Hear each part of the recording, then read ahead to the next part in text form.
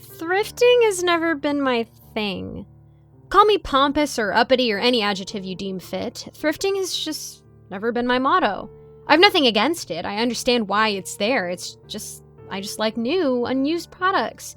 I like the smell of new plastic, even if it's that really crappy, cheap stuff from China. There's no greater pleasure in life than opening up something that's new.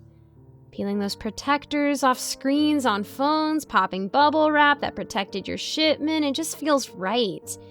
Recently, I've fallen into hard times. I work for an office supply store. Horribly unappealing job. With everything nowadays going digital, office supply stores are beginning to phase out. Everything can be ordered from our online store, so what's the use in storefronts? Luckily, the company puts on a mask of actually caring about us enough to not just shut down immediately, but slowly phase it out. They gave us a 4-month warning saying that we needed to begin searching for some new work. So I turned to thrifting. As I said, I had nothing against the act of thrifting. I just preferred my stuff to not have the smell of rotting basement etched into its history with no amount of detergent able to wipe the slate clean. My tune had quickly changed for the most part. I still hate that mildewy smell that emanates off any jacket I found. I started to love the thrill of the hunt, though, spending days in various locations searching for those hidden gems.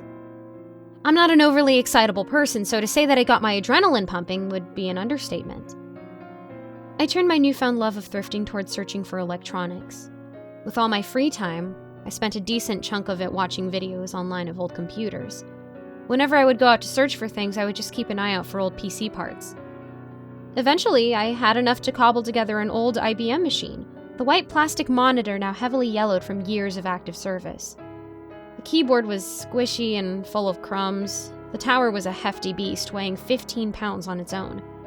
The day I started that thing up was one of the greatest achievements of my life, and also the day I thought I would die. It sounded like a jet engine was taking off. Whirs and clicks ruptured through the tower. When it finally booted up and took me to a desktop screen, I realized that there was an old floppy disk that had been stuck in the tower. My mind raced with possibilities. Was it some old photos? Am I going to get some voyeuristic look into someone's life from the past? Is it music? I clumsily searched through the computer files to try to find how to access it. When I finally came across the only thing it could be, I found it locked. Somehow, and I didn't even know that this was possible, but somehow they had locked the disk from opening. I needed a code. Well, just my luck. There was no code to be found anywhere. My adrenaline was once again racing. I needed to get in. Morbid curiosity had a strange hold on me. I decided to take the tower's side off in order to see if I could manually eject the disk, and bring it into a local computer store and see if they could crack it for me. Just as I took the case off and began to reach for the disk reader, I noticed an etching on the inside of the case. 0101001001110110. I jotted it down on a nearby notepad and gave it a try to the file on the computer. Voila! A master sleuth cracks the code once again. I was in, and to my surprise, it was just a game. It was called Zonk. It was still early in the evening, so I thought, what the heck, let's try it at least, right? I came this far, and as much as I was hoping to be able to spy on someone's life from 1993, I just got a game. When I launched it, I was greeted with a low-pixel render of some cutesy character. He looked like a mix between Q*bert and Mickey Mouse. It was oddly close to copyright infringement on both accounts. The titles above him just read Zonk. He just sat there, moving slightly back and forth with a jaunty little MIDI tune playing in the background. I pressed the enter key on my well-used keyboard and was greeted with a wall of green blocky text amidst a black background. Greetings, player. You are about to embark on a great and mythical quest. Zonk is trapped in a castle in the far reaches of space, and you are his only hope to help him escape and reclaim his lost home. Using your keyboard, type to Zonk what he should do next. I was then sent straight to a new screen. Zonk was there, in what looked to be a cell. He stood there staring into the proverbial camera, waiting for instruction. The graphics were surprisingly beautiful for the time. It looked way ahead of its time, and I was confused as to why it hadn't made more of a splash for that alone when it had been released. I typed in to search the room. But just as I hit enter, I realized that the command may be too complex for a game this old. Heck, it's probably too complex for a game made today. It didn't matter, however. Zonk was already moving about the scene. The crude graphics and choppy animations went into overdrive. He tore the seemingly modern-looking room apart in search of items. To my surprise, he arrived back at the forefront of the scene with his quirky smile and the happy chiptune playing. Zonk found something. It appears that it can help him escape the room.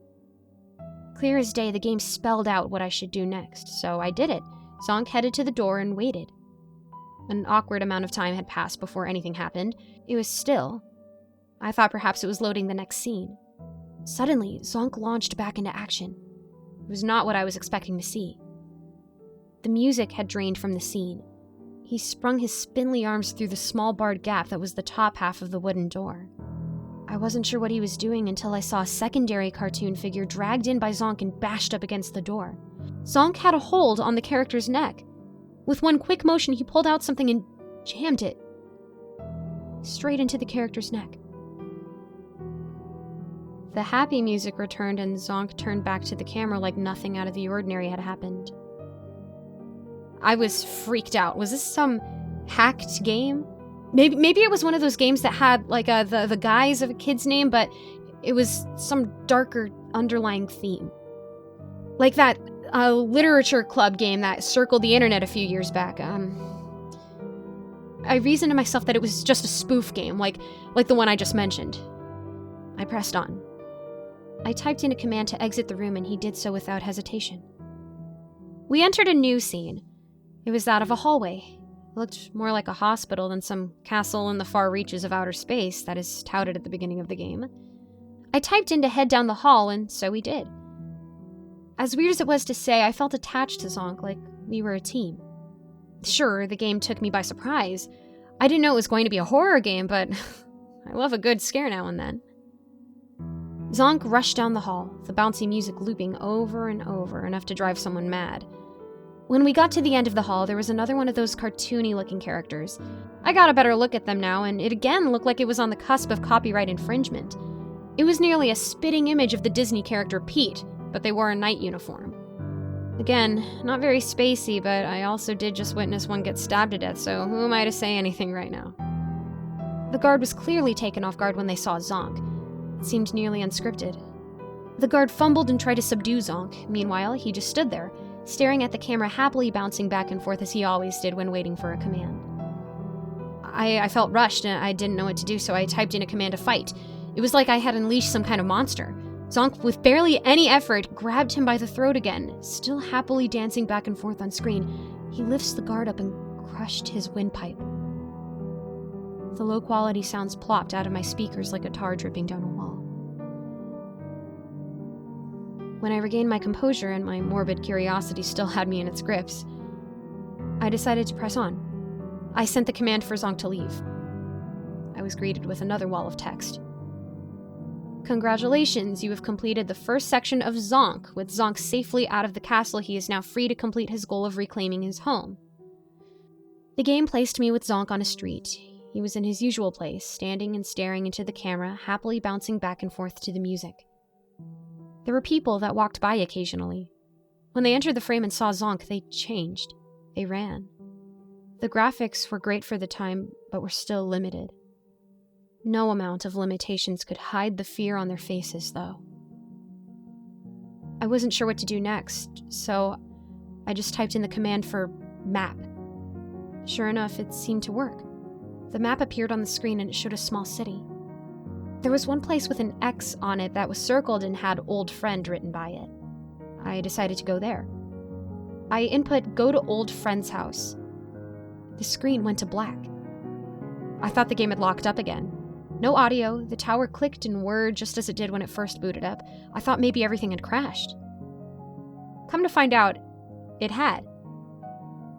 The PC must have just overheated or something. Shut right down. I left it be for a few minutes and decided to fix myself some food and drink. I didn't realize that it had been a few hours since I sat down to play this game. When I returned, I tried to boot it up and it started with no hitches. Sure, it whirred and clicked, but I came to realize that was the norm for this big old beauty. Once everything was back up and running, I went to launch the game again, worried all my progress had been lost. Games this old never had autosaves. When I launched it, I was immediately placed outside of old friend's house. Zonk was stood there, staring happily like always. It was so immediate that I had jump-scared myself. I wasn't expecting to see that face so close up and so soon after I typed the command into DOS to start the game up again. This time, I had no control over the game. No command did anything. I was just treated to the game playing itself. Zonk slowly crept up the steps leading to the house, bouncing happily back and forth to the music, and just when he was standing in front of the door, I noticed something. The house looked more and more like mine. The number on the house was the same as mine. I tried to quit the game, but I kept getting error message after error message. Congratulations, you've won. Congratulations, you've won.